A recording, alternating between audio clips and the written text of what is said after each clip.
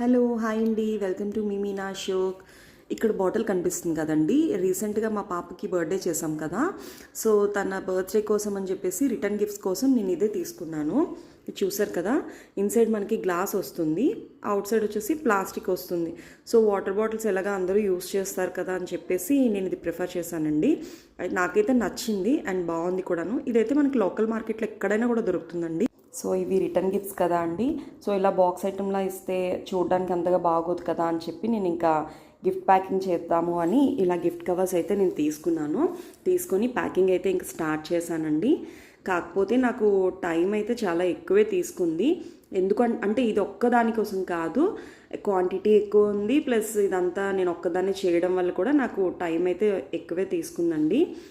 చూస్తున్నారు కదా. And next దీన్ని నార్మల్ బాక్స్ ఐటమ్ లాగా ప్యాక్ చేస్తే అంత లుక్ కూడా అనిపించదు అని నేను ఇంకా దీన్ని చాక్లెట్ షేప్లో చేద్దాము అని చెప్పేసి ఇలా చేస్తున్నాను. అండ్ నెక్స్ట్ ఆ రౌండ్ షేప్లోని మనకి టేప్ వేస్తే అంత నీట్గా కనిపించదు కదా, సో అందుకని నేను సిల్వర్ థ్రెడ్ అయితే తీసుకున్నానండి. సో సిల్వర్ థ్రెడ్ బాగుంటుంది కదా, సిల్వర్ గోల్డ్ 2 ఉంటాయి, కానీ నేను సిల్వర్ థ్రెడ్ తీసుకున్నాను.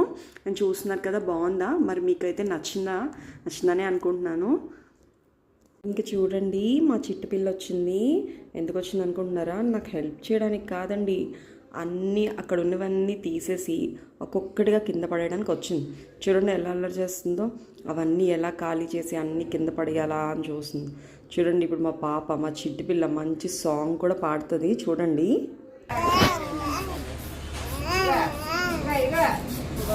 గిఫ్ట్ ప్యాకింగ్ అంతా ఫినిష్ అయిపోయిందండి. చూసారు కదా. సో ఇందులోనైతే మనకి 4 కలర్స్ కూడా ఉంటాయండి. సో నేను 4 కలర్స్ని కూడా తీసుకున్నాను. అండ్ మా చిట్టు పిల్ల అల్లరి కూడా చూసారు కదా, తనకు ఎంత హెల్ప్ చేసిందో.